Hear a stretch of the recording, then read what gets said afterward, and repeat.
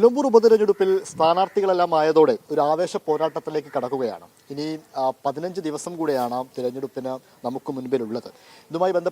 തെരഞ്ഞെടുപ്പുമായി ബന്ധപ്പെട്ട് നിരവധി ചർച്ചകളും വിവാദങ്ങളും ഒക്കെ ഒരു ഭാഗത്ത് നടക്കുന്നുമുണ്ട്. സ്ഥാനാർത്ഥികളെല്ലാം പര്യടനത്തിലുമാണ്. ഇപ്പോൾ CPM-ന്റെ മുതിർന്ന നേതാവായിട്ടുള്ള MV ജയരാജൻ മാതൃഭൂമി ന്യൂസിനൊപ്പം ചേരുന്നുണ്ട്. തിരഞ്ഞെടുപ്പ് ആവേശത്തിലേക്ക് കടന്നു പൂർണ്ണമായിട്ടും നിലമ്പൂർ. എന്താണ് ഇവിടുത്തെ പാർട്ടിയുടെ ഒരു പ്രതീക്ഷ? സ്വരാജ് ജയിക്കും. LDF നിലമ്പൂരിൽ വികസന തുടർച്ചയ്ക്ക് നേതൃത്വം കൊടുക്കും. നിലമ്പൂരിന്റെ മാത്രം വികസനം എടുത്തു നോക്കിയാൽ 2000 കോടി രൂപയുടെ വികസന പദ്ധതികളാണ് ഇടതുപക്ഷ ഗവൺമെന്റ് അധികാരത്തിൽ വന്നതിന് ശേഷം അനുവദിച്ചത്. 11 പാലങ്ങൾ, 23 റോഡുകൾ, മലയോര പാത. നിങ്ങളിപ്പം വന്നിട്ടുള്ള മലയോര പാതയുടെ തുടക്കം ഈ പൂക്കോട്ട് പാടമാണ്. നമ്മളിവിടെ അമരവം പഞ്ചായത്തിലാണുള്ളത്. ഈ പൂക്കോട്ട് പാടത്ത് നിന്ന് നിലമ്പൂർ മണ്ഡലം എല്ലാ പ്രദേശത്തെയും മലയോര പാത പൂർത്തീകരിച്ചു. ഒരു സമഗ്ര കുടിവെള്ള പദ്ധതി. ജില്ലാ ആശുപത്രി നിലമ്പൂരിൽ 20 കോടി രൂപയുടെ വികസന പദ്ധതികളാണ് അനുവദിച്ചത്. അതുകൊണ്ട് സൂപ്പർ സ്പെഷ്യാലിറ്റി അടക്കം തുടങ്ങാം. ഇങ്ങനെ നോക്കിക്കഴിഞ്ഞാൽ സമഗ്രമാണ്. LDF-നെ വഞ്ചിച്ചു പോയ അൻവർ രാജിവെച്ചതിന് ശേഷം 600 കോടി രൂപയുടെ വികസന പ്രവർത്തനങ്ങൾ ഇവിടെ അനുവദിച്ചിട്ടുണ്ട്. അപ്പോൾ എല്ലാ നിലയിലും ഇടതുപക്ഷം ഈ നാടിനെ വികസനത്തിൽ, ക്ഷേമത്തിൽ മുമ്പിലെത്തിക്കുന്നു എന്നത് നിലമ്പൂർക്കാർക്ക് തൊട്ടറിയാം. നമ്മളിപ്പോൾ ഈ നിങ്ങളുടെ അഭിമുഖം സംഘടിപ്പിച്ച സ്ഥലം അമരമ്പലം പഞ്ചായത്താണ്. 1000 വീടാണ് കൊടുത്തത്. ഞാൻ അസൂയോടുകൂടിയാണ് അതിനെ കാണുന്നത്. കാരണം ഞാൻ കണ്ണൂരിൽ നിന്നാണ് വരുന്നത്. കണ്ണൂർ ജില്ലയിൽ ആന്തൂർ മുനിസിപ്പാലിറ്റിയാണ് ഇതുവരെ ഏറ്റവും കൂടുതൽ വീട് കൊടുത്തത് എന്നാണ് ഞാൻ അവിടെയെല്ലാം പ്രസംഗിച്ചത്. 742 വീടാണ് അത് പൂർത്തീകരിച്ചു. ഇവിടെ എത്തി നോക്കുമ്പോൾ 1000 വീട്. അതും ഒരു ഗ്രാമപഞ്ചായത്ത്, 19 വാർഡ് മാത്രമുള്ള ഗ്രാമപഞ്ചായത്ത്. അപ്പം ഇത്തരത്തിൽ നമ്മൾ നോക്കിയാൽ ഈ ലൈഫ് മിഷന്റെ പ്രവർത്തനം ഇടതുപക്ഷ ഗവൺമെന്റ് ആരംഭിച്ചതുകൊണ്ടാണ് ഈ അമരമ്പലം പഞ്ചായത്തിൽ 1000 വീട് നിർമ്മിക്കാൻ കഴിഞ്ഞതും ഈ പഞ്ചായത്ത് പ്രസിഡന്റും വൈസ് പ്രസിഡന്റും എല്ലാം പോയി അവാർഡ് വാങ്ങാനും കഴിഞ്ഞത്. ഇങ്ങനെയെല്ലാം ഇപ്പം ലൈഫ് മിഷൻ തന്നെ നോക്കാം. 5.25 ലക്ഷം വീടിനാണ് പാവപ്പെട്ടവർക്ക് നൽകാനായി തീരുമാനിച്ചത്. അതിൽ 4.5 ലക്ഷവും പൂർത്തിയായി. ഇനി അവശേഷിക്കുന്ന സമയങ്ങളിൽ ഈ ഗവൺമെന്റ് കാലാവധിയിൽ തന്നെ 1 ലക്ഷം വീടങ്ങ് നിർമ്മിച്ചു കൊടുക്കും. അപ്പോൾ പൂർണ്ണമാവും. ഇതാണ് നാടിൻ്റെ ഒരു അനുഭവം. എന്ന് പറഞ്ഞാൽ LDF ഗവൺമെന്റ് അധികാരത്തിൽ വന്നതിന് ശേഷം എന്തെങ്കിലും ഒരു ആനുകൂല്യം ലഭിക്കാത്ത വീടുകളില്ല. അതാണ് കേരളത്തിൻ്റെ പൊതുചിത്രം. അതുകൊണ്ടാണ് ഞങ്ങൾ ശുഭാപ്തി വിശ്വാസത്തോട് പറയുന്നത് 3ാം തവണയും 2026 ഇടതുപക്ഷം അധികാരത്തിൽ വരണമെന്ന് ജനങ്ങൾ ആഗ്രഹിക്കുന്നു. അതോടൊപ്പം നിലമ്പൂർ ഇടതുപക്ഷം വിജയിക്കണമെന്ന് ആഗ്രഹിക്കുന്നു. ഇപ്പോൾ ഇങ്ങനെ പറയുമ്പോൾ തന്നെ ഇപ്പോൾ ഇവിടെ UDF-ഉം BJP-യും ഒടുവിൽ PV അൻവർ അടക്കം പറയുന്നത് അടുത്തൊരു തുടർ ഭരണം ഉണ്ടാകുമോ ഇല്ലയോ, അത് ജനങ്ങൾ അത് ആഗ്രഹിക്കുന്നില്ല. അപ്പോൾ തുടർ ഭരണം ആ ഒരു സെമി ഫൈനലാണ് ഈ മത്സരം, നിലമ്പൂരിലെ മത്സരം എന്ന് പറയുന്നുണ്ട്. പക്ഷേ CPM അതിനെ കൃത്യമായി അങ്ങനെ പറയുന്നുണ്ട്. അടുത്തൊരു ഭരണത്തെ നിശ്ചയിക്കുന്നതാണ് നിലമ്പൂരിലെ ഉപതെരഞ്ഞെടുപ്പ് എന്ന് പറയാൻ സാധിക്കുമോ CPM-ന്? തുടർ ഭരണവും ഇടതുപക്ഷത്തിനായിരിക്കും. നിലമ്പൂരിലെ ഉപതെരഞ്ഞെടുപ്പിലും ഇടതുപക്ഷമായിരിക്കും വിജയിക്കുക. അവർക്ക് 4-5 ആൾക്ക് ഇടതുപക്ഷം വീണ്ടും അധികാരത്തിൽ വരണമെന്ന് ആഗ്രഹമില്ല. പക്ഷെ ജനങ്ങൾക്ക് ആഗ്രഹമുണ്ട്. UDF-നോട് ആഭിമുഖ്യമുള്ള പാവപ്പെട്ട ജനങ്ങൾക്ക് ആഗ്രഹമുണ്ട്. ഇപ്പം നിങ്ങൾ പെൻഷന്റെ പ്രശ്നം എടുക്കുക. എന്താ KC വേണുഗോപാൽ പറഞ്ഞത്? പെൻഷൻ LDF സർക്കാർ കൈക്കൂലിയായി കൊടുക്കുകയാണ് എന്നാണ്. എന്നാൽ അദ്ദേഹം താരതമ്യം ചെയ്ത് പറയേണ്ടത് എന്താ? ഞങ്ങൾ ഭരിക്കുന്ന സംസ്ഥാനങ്ങളിൽ പെൻഷൻ ഇതിനേക്കാൾ കൂടുതലുണ്ട്, ഇതിനേക്കാൾ കൂടുതൽ പേർക്ക് കൊടുക്കുന്നുണ്ട്. അങ്ങനെ പറയാൻ, നെഞ്ചത്ത് കൈവച്ച് ചങ്കുറപ്പോടെ പറയാൻ കോൺഗ്രസിന്റെ ഏതെങ്കിലും ഒരു ദേശീയ നേതാവിന് കഴിയോ? ഇന്ന് ഇന്ത്യയിൽ ഏറ്റവും കൂടുതൽ പെൻഷനും ഏറ്റവും കൂടുതൽ പേർക്കും മുടങ്ങാതെ കൊടുക്കുന്നതാണ് ഇടതുപക്ഷ ഗവൺമെന്റ്. അതുകൊണ്ട് അദ്ദേഹം പെൻഷനെ കൈക്കൂലിയായി കണ്ട്. ഞങ്ങൾ കാണുന്നത് എന്താ? പെൻഷൻ ഔദാര്യമല്ല, കൈക്കൂലിയല്ല, പാവപ്പെട്ട മനുഷ്യന്റെ അവകാശമാണ്. ആ അവകാശത്തെയാണ് ഇവർ ഇപ്പോൾ കൈക്കൂലി എന്ന് പറഞ്ഞത്. അവർക്കങ്ങനെ പറയാ, കാരണം 18 മാസം പെൻഷൻ കൊടുക്കാത്തവരാണ്. ഈ 18 മാസം പെൻഷൻ കൊടുക്കാത്ത അന്നത്തെ കോൺഗ്രസ് സർക്കാർ 204 കോടി രൂപയാണ് അന്ന് പാവപ്പെട്ടവർക്ക് 600 രൂപ വീതം കൊടുക്കേണ്ടിയിരുന്നത്. ആ 204 കോടി രൂപ ആരാ അടിച്ചു മാറ്റിയെന്ന് KC പറയോ? പാവപ്പെട്ടവർക്ക് കൊടുക്കേണ്ട പൈസയല്ലേ, അത് അടിച്ചു മാറ്റിയല്ലോ. ഏത് കോൺഗ്രസ് നേതാവ് അടിച്ചു മാറ്റിയത് പറയണ്ടേ? അതുകൊണ്ട് ഞങ്ങൾക്കറിയാം ഇത് പാവപ്പെട്ടവൻ്റെ അവകാശമാണ്. ഞങ്ങൾക്കറിയാം ലൈഫ് വീട് നിർമ്മിച്ചു കൊടുക്കുന്ന ലൈഫ് മിഷൻ അത് പാവപ്പെട്ടവൻ്റെ അവകാശമാണ്. അതുകൊണ്ടാണ് പ്രധാനമന്ത്രിയുടെ ഫോട്ടോ വെക്കണം എന്ന് പറഞ്ഞപ്പോൾ നമ്മൾ എതിർത്തത്. പ്രധാനമന്ത്രിയുടെ ഫോട്ടോവും വെക്കണ്ട, മുഖ്യമന്ത്രിയുടെ ഫോട്ടോവും വെക്കണ്ട. ആ വീട് പാവപ്പെട്ടവൻ്റെ വീടാണ്. അവിടെ കിടന്നുറങ്ങുന്ന ആ മനുഷ്യൻ്റെ വീടാണ്, അവൻ്റെ പേര് വെക്കട്ടെ. അതുകൊണ്ട് ഏത് അവകാശവും പാവപ്പെട്ടവൻ്റെ അവകാശമാണ്. അത് ഔദാര്യമല്ല, അത് കൈക്കൂലിയല്ല, ഈ നാടിൻ്റെ അവകാശമാണ്. നിലമ്പൂരിൽ എത്ര പേരാ പെൻഷൻ വാങ്ങുന്നതെന്ന് അറിയും? ഈ മണ്ഡലത്തിൽ 40,313 സെമി ഫൈനൽ ആണ് നിലമ്പൂർ ഉപതെരഞ്ഞെടുപ്പ് എന്ന് CPM പറയാൻ കഴിയുമോ? അടുത്ത ഭരണത്തിലേക്കുള്ള ഫൈനൽ തന്നെ, ഫൈനലിൽ തന്നെ ഞങ്ങൾ ജയിക്കും. ഈ നിലമ്പൂർ എന്ന് പറഞ്ഞു കഴിഞ്ഞാൽ ഫുട്ബോളിൻ്റെ ഒരു സ്ഥലമാണ്, അറിയാലോ. അരീക്കോടൊക്കെ നമ്മുടെ നാട്ടിലൊക്കെ വരാറുണ്ട് ടീമുകൾ. അപ്പോൾ ഫുട്ബോളിൻ്റെ സ്ഥലമാണ്. അവർ ഫൈനൽ അടിച്ചു കയറും, അപ്പോഴാണ് ആവേശം വരിക. അപ്പോൾ ഫുട്ബോളിൻ്റെ നാട്ടുകാർ, കാൽപന്തെന്ന് പറയുന്ന ജനകീയ കളിയുടെ നാട്ടുകാർ ഇടതുപക്ഷത്തെയാണ് മനസ്സിൽ ഇപ്പം അംഗീകരിച്ചിട്ടുള്ളത്. ആ ഇടതുപക്ഷം ഫൈനലിൽ തന്നെ ജയിക്കും. മറ്റൊരു കാര്യം, ഈ UDF-ഉം BJP-യും അൻവറും ഒക്കെ പറയുന്നൊരു കാര്യം M. സ്വരാജിന്റെ സ്ഥാനാർത്ഥിത്വത്തെക്കുറിച്ചാണ്. അതായത് നേരത്തെ പരാജയപ്പെട്ടു പോയൊരു സ്ഥാനാർത്ഥി വീണ്ടും നിലമ്പൂരിൽ സ്ഥാനാർത്ഥിയായിട്ട് അവതരിപ്പിക്കുന്നു. സ്വരാജിനെ ഇതോടുകൂടി ഒതുക്കി തീർക്കാനുള്ളൊരു നീക്കം CPM-ൽ നടക്കുന്നുണ്ട് എന്ന രീതിയിലുള്ള ആരോപണം കോൺഗ്രസ് നേതാക്കളടക്കം ഉന്നയിക്കുന്നുണ്ട്. കമ്മ്യൂണിസ്റ്റുകാർ സാധാരണ പാർലമെന്ററി സ്ഥാനത്തേക്കാൾ വലുതാണ് പാർട്ടി പദവികൾ. സുരാജ് ഇന്ന് CPM-ന്റെ സംസ്ഥാന സെക്രട്ടേറിയറ്റ് അംഗമാണ്, ദേശാഭിമാനിയുടെ റെസിഡന്റ് എഡിറ്ററാണ്. സുരാജ് കഴിവും പ്രാപ്തിയും അറിവുമുള്ള പ്രമുഖനാണ്. അദ്ദേഹം മാന്യമായ ഭാഷയിലൂടെ എതിരാളികളുടെ ഓരോ എതിർപ്പുകളെയും ആശയപരമായി നേരിടുന്ന വാളിൻ്റെ മൂർച്ചയുള്ള വാക്കുകളിലൂടെ പ്രതിരോധിക്കുന്ന ഒരു നേതാവാണ്. അതുകൊണ്ട് സ്വരാജിനെ ഒതുക്കാൻ ഇനി MV ജയരാജൻ വിചാരിച്ചാലും നടക്കൂല. ഇനിയല്ലേ പിന്നെ അൻവർ വിചാരിച്ചാൽ നടക്കേണ്ടത്? അപ്പോൾ സ്വരാജിനെ ഒതുക്കലല്ല, സ്വരാജിനെ വളർത്തലാണ്. സ്വരാജ് പാർട്ടിയോടൊപ്പം വളരുകയാണ്. അപ്പോൾ സ്വരാജിനെ സംബന്ധിച്ചിടത്തോളം ഈ തെരഞ്ഞെടുപ്പിൽ ഈ മണ്ഡലത്തിൽ കാണാൻ കഴിഞ്ഞിട്ടുള്ള ഒരു കാര്യം, സ്വരാജ് എല്ലാവരാലും അംഗീകരിക്കപ്പെട്ടു എന്നാണ്. ഞാനിപ്പം നിങ്ങളുടെ വരുന്നതിന് മുമ്പ് ഒരു വീട് കയറി. സാധാരണഗതിയിൽ അവിടെയുള്ള നമ്മുടെ പ്രവർത്തകന്മാർ പറയുന്നത് ഇടതുപക്ഷത്തിന് വോട്ട് ചെയ്യുന്നവരല്ല. സ്വരാജ് സ്ഥാനാർത്ഥിയായപ്പോൾ ആ മനുഷ്യനും കുടുംബവും ഒരു പ്രതികരണം നടത്തി. അത് നേരിട്ട് മനസ്സിലാക്കാൻ എനിക്ക് കഴിഞ്ഞു. സ്വരാജിന് ഇത്തവണ ഞങ്ങൾ വോട്ട് ചെയ്യും, ഞാനും എൻ്റെ കുടുംബവും. അതിന് കാരണം മറ്റൊന്നുമല്ല, ഒരു സ്ഥാനാർത്ഥി എന്ന നിലയിൽ പൊതു സ്വീകാര്യതയുള്ള ഒരാളാണ്. ആ സ്വീകാര്യത തകർക്കാൻ വേണ്ടിയിട്ട് പലതും അവർ പരിശ്രമിക്കുന്നുണ്ട്. ഇനി പുതിയത് വരും, പുതിയ പല നുണകളും വരും.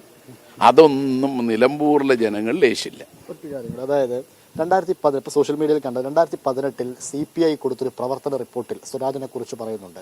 സ്വരാജ് അഹങ്കാരത്തിന്റെ ആൾരൂപമാണെന്നായിരുന്നു CPIയുടെ അന്നത്തെ പ്രവർത്തന റിപ്പോർട്ടെന്ന് പറയുന്നത്. CPIക്ക് നേരത്തെ തന്നെ സ്വരാജിനെ അങ്ങനെ കാണുന്നുണ്ടോ? അപ്പോൾ അത് പച്ച നുണിയാണ്. അത് CPIയുടെ നേതാവ് വിനോയ് വിശ്വം തന്നെ പറഞ്ഞിട്ടില്ലേ. അദ്ദേഹം തെരഞ്ഞെടുപ്പ് കൺവെൻഷനിൽ പങ്കെടുത്തുകൊണ്ട് LDF-ന്റെ പ്രവർത്തകരും അനുഭാവികളും എല്ലാവരും പങ്കെടുത്തിട്ടുള്ള വലിയ ആയിരങ്ങൾ പങ്കെടുത്ത സമ്മേളനത്തിലാണ് പറഞ്ഞത്, ഈ മണ്ഡലത്തിലെ ഊതിക്കാച്ചിയ തങ്കത്തിൻ്റെ പത്തരമാറ്റ് തിളക്കമുള്ള ഒരു മുത്താണ് സ്വരാജ്. അതിൽ പരം വേറെ എന്ത് സർട്ടിഫിക്കറ്റാണ് വേണ്ടത്? CPM-ന്റെ നേതാക്കന്മാർ പറയുന്നതിനേക്കാൾ നന്നായി CPIയുടെ നേതാക്കൾ ഞങ്ങളെല്ലാം പോകുന്ന യോഗങ്ങളിൽ സംസാരിച്ചുകൊണ്ടിരിക്കുകയാണ്. അതുകൊണ്ട് അത്തരത്തിലുള്ള ഒരു നിലപാട് CPIക്കില്ല. ആര്യടൻ ഷൗക്കത്തിലേക്ക് വരുമ്പോൾ, ആര്യടൻ മുഹമ്മദിന്റെ മകനാണ്. ഇവിടെ ഭരണം തിരിച്ചു, VV പ്രകാശിന് ഭരണം തിരിച്ചു പിടിക്കണമെന്ന UDF-ന്റെ ഒരു വികാരമുണ്ട്. ആ രീതിയിൽ ആര്യടൻ ഷൗക്കത്തിനൊരു ഫേസ്, ഒരു മുഖമുണ്ട് നിലമ്പൂരിൽ. നിലമ്പൂരുകാരനാണ് എന്നുള്ള രീതിയിൽ തന്നെ M. സ്വരാജിലേക്ക് വരുമ്പോൾ നമുക്ക് അതിനെ ഇങ്ങനെ നോക്കിക്കാണാൻ പറ്റും. അത്രത്തോളം ഒരു ഫേസ് നിലമ്പൂരിൽ സ്വരാജിനുണ്ടോ, ഒരു പ്രാസംഗികൻ എന്നുള്ളതിനൊക്കപ്പുറം? സ്വരാജിൻ്റെ നാട് നിലമ്പൂരാണ്, പോത്തുകല്ലാണ്.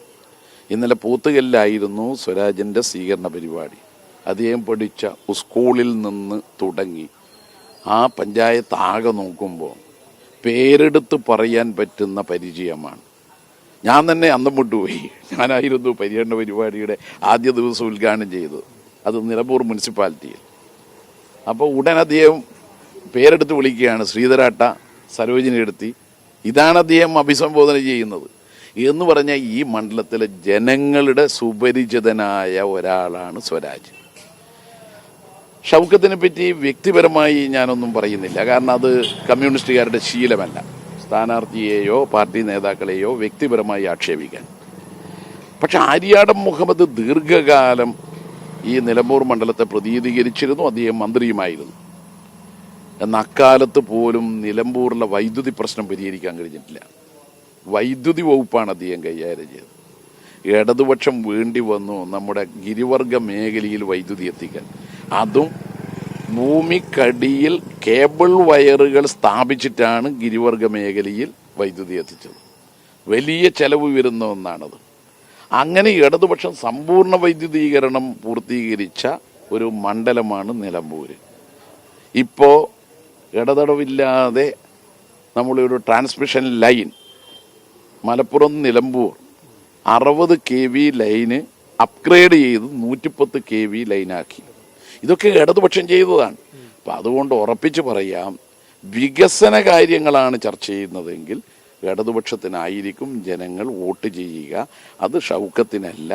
പിന്നെ നിങ്ങൾ പ്രകാശിൻ്റെ പേര് പറഞ്ഞതുകൊണ്ട് ഞാൻ പറയാം, പ്രകാശിൻ്റെ മകളുടെ ഒരു ഫേസ്ബുക്ക് പോസ്റ്റ് ഉണ്ടായിരുന്നു. അച്ഛൻ്റെ ഓർമ്മകൾ നിലമ്പൂർക്കാരുടെ മനസ്സിൽ എരിയുന്നുണ്ടായിരിക്കും. ഒരു മകളുടെ പ്രതികരണമാണത്. എന്ന് പറഞ്ഞാൽ തെരഞ്ഞെടുപ്പ് കഴിഞ്ഞ് 2 ദിവസമോ 3 ദിവസമോ ആവുമ്പോഴേക്കും റിസൾട്ട് വരുന്നതിന് മുമ്പ് മരണപ്പെടാനിടയായത് യഥാർത്ഥത്തിൽ ടെൻഷൻ കൊണ്ടാണ്. അദ്ദേഹത്തെ പരാജയപ്പെടുത്താൻ ഷൗക്കത്ത് അടക്കമുള്ള കോൺഗ്രസ്സുകാർ പരിശ്രമിച്ചു എന്ന ആക്ഷേപം നാട്ടിൽ അങ്ങാടിപ്പാട്ടാണ്. ആ ടെൻഷനാണ് പെട്ടെന്നുള്ള മരണത്തിന് ഇടയാക്കിയത്. അത് ആ മകളുടെ മനസ്സിൽ സൃഷ്ടിച്ച പ്രതികരണമാണ് ഫേസ്ബുക്കിലൂടെ പുറത്തു വന്നത്. അതുകൊണ്ട് പ്രകാശനെ തോൽപ്പിക്കാൻ പരിശ്രമിച്ച ആളെ തോൽപ്പിക്കുക എന്നത് കോൺഗ്രസ്സുകാരുടെ തന്നെ ഉത്തരവാദിത്തമാണ്. നേരത്തെ നിരവധി കോൺഗ്രസ്സുകാർ ഇദ്ദേഹത്തിൻ്റെ സ്ഥാനാർത്ഥിത്വത്തിനെതിരായിട്ട് രംഗത്ത് വന്നിരുന്നു. ആ കോൺഗ്രസ്സുകാരെല്ലാം പോയി അൻവറിനെ കണ്ടതുകൊണ്ടാണ് അൻവർ ജോയിനെ സ്ഥാനാർത്ഥിയാക്കണമെന്ന് പറഞ്ഞത്. ആ ജോയിയെ സ്റ്റേജിൽ വെച്ചിട്ട് കെട്ടിപ്പിടിക്കുന്ന ഒരു ദൃശ്യമുണ്ടായിരുന്നു. എന്ന് പറഞ്ഞാൽ, ജോയി കാലുവാരല്ലേ, ജോയി മുത്തം തരാം, കാലുവാരരുതേ, ഇങ്ങനെയൊരു ദൃശ്യം സിനിമക്ക് കിട്ടിയാലോ അത്രമാത്രമായിരുന്നു ആ സമയത്തെ നാടകം. എന്ന് പറഞ്ഞാൽ ജോയി കാല് വാരിയേക്കുമെന്ന സംശയം ഈ പറയുന്ന ഷൗക്കത്തിന് ഉണ്ട്. മറ്റൊന്ന് PV അൻവറിനെ കുറിച്ചാണ്. PV അൻവർ CPM-ന്റെ സ്വതന്ത്ര സ്ഥാനാർത്ഥിയായിട്ട് ഇവിടെ ജയിക്കുന്നു. ദീർഘകാലം അദ്ദേഹം ഇവിടെ ഭരിച്ചു, നിയമസഭയിൽ വന്നു. അദ്ദേഹം മുഖ്യമന്ത്രിക്ക്, അതായത് അജിത് കുമാറിനെതിരെയൊക്കെ പറഞ്ഞ കാര്യങ്ങൾ നമുക്കറിയാം. കുറേ കാര്യങ്ങൾ ചൂണ്ടിക്കാണിച്ചു, അതിൽ ഇടപെടലുണ്ടാവുന്നു. അങ്ങനെ തന്നെ ഒരു പക്ഷേ PV അൻവർ CPM-ന്റെ കൂടെ തുടർന്നു പോയിരുന്നുവെങ്കിൽ ഇന്ന് CPM-ലെത്തുന്ന ഒരു പ്രധാനപ്പെട്ട, അതല്ലെങ്കിൽ CPM-ന്റെ കൂടെ സഞ്ചരിക്കുന്ന ഒരു പ്രധാനപ്പെട്ട നേതാവായി PV അൻവർ ഉയരുമായിരുന്നു. അദ്ദേഹം വിട്ടുപോയത് വലിയ പ്രശ്നമായി എന്ന് തോന്നുന്നുണ്ടോ? ഹൈപ്പോത്തിക്കലാണ് ആ ചോദ്യം. അൻവർ ഇപ്പോൾ ഈ മണ്ഡലത്തിലെ ജനങ്ങളെയും ഇടതുപക്ഷത്തെയും വഞ്ചിച്ചയാളാണ്. വഞ്ചനക്കെതിരെ ബാലറ്റിലൂടെ മറുപടി കൊടുത്ത പാരമ്പര്യമാണ് നിലമ്പൂരിനുള്ളത്. 1982 തെരഞ്ഞെടുപ്പ് അനുഭവം അതാണ്. ആര്യാടൻ മുഹമ്മദിനെ ഇടതുപക്ഷ ജനാധിപത്യ മുന്നണിയുടെ സ്ഥാനാർത്ഥിയായി അന്നത്തെ ആന്റണി കോൺഗ്രസ് ഇടതുപക്ഷത്തോടൊപ്പം വന്നപ്പോൾ അംഗീകരിച്ച് ജയിപ്പിച്ചു. ഇടതുപക്ഷ സ്ഥാനാർത്ഥിയായിട്ടാണ് ജയിപ്പിച്ചത്. 18,000 വോട്ടിനാണ് ജയിച്ചത്. പക്ഷെ ആര്യാടൻ വഞ്ചിച്ചു. നായനാർ സർക്കാരിനെ താഴെയിറക്കി. 2 കൊല്ലം ആവുമ്പോഴാണ് താഴെയിറക്കുന്നത്. ആ കടുത്ത വഞ്ചനയിൽ പ്രതിഷേധിച്ചുകൊണ്ടാണ് തൊട്ടടുത്ത തെരഞ്ഞെടുപ്പിൽ TK ഹംസക്ക മത്സരിച്ചപ്പോൾ ആര്യാടനെ ആ 18,000 വോട്ടിൻ്റെ ഭൂരിപക്ഷത്തെ മറികടന്ന് 1,500 വോട്ടിന് ഹംസക്ക ഇടതുപക്ഷ മുന്നണിയിലൂടെ പരാജയപ്പെടുത്തിയത്. അതുകൊണ്ട് വഞ്ചനക്ക് മറുപടി കൊടുക്കുന്നത് ബാലറ്റിലൂടെയാണ് ഈ മണ്ഡലത്തിൽ. അത് ഇത്തവണ ഉണ്ടാവും. അതായത് CPM-ൽ നിന്ന് അൻവർ പോയത് നന്നായി. ഒരാൾ പോകണമെന്ന് ആഗ്രഹിക്കുന്നില്ല. അദ്ദേഹം പോയത് നന്നായി എന്നല്ലാതെ മോശമായി എന്ന് പറയാൻ കഴിയില്ല. കാരണം എന്താ, അദ്ദേഹം പോയത് ഇടതുപക്ഷത്തെ തോപ്പിക്കാൻ UDF-ന്റെ കൂടെ നിൽക്കാനല്ലേ. അവരും ചവിട്ടി പുറത്താക്കിയേ. ഈ LDF മോശമാണ് എന്ന് കുറ്റം പറഞ്ഞ് UDF പോകാമെന്ന് കരുതി അവിടെ സ്ഥാനാർത്ഥിയായും പിന്നീട് ജയിച്ചാൽ മന്ത്രിയാകാമെന്നും ഒക്കെ കരുതിയ ആള് UDF അവർ ചവിട്ടി പുറത്താക്കിയില്ലേ. തൃണമൂൽ കോൺഗ്രസ്സായി, ഇപ്പൊ തൃണമൂലിലും ഇല്ല. തൃണമൂൽ കോൺഗ്രസിലെ ഒരാളായിട്ട് അദ്ദേഹത്തിന് നോമിനേഷൻ അംഗീകരിച്ച് കിട്ടാതിരിക്കുന്നതിന് കാരണം എന്താണെന്നറിയോ? തൃണമൂൽ കോൺഗ്രസ്സുകാർ കൊടുക്കേണ്ട സർട്ടിഫിക്കറ്റ് കൊടുക്കണ്ടേ? ഇപ്പൊ CPIM സ്ഥാനാർത്ഥിയായി സ്വരാജ് ഇവിടെ മത്സരിക്കുമ്പോൾ അരിവാൾ ചുറ്റിക നക്ഷത്രം അദ്ദേഹത്തിന് അനുവദിക്കണമെങ്കിൽ CPIM അഖിലേന്ത്യാ general secretary MA Baby authorisation letter കൊടുക്കണം. അത് സംസ്ഥാന സെക്രട്ടറിയെ ഓതറൈസ് ചെയ്തിട്ടാണ് ആ ലെറ്റർ.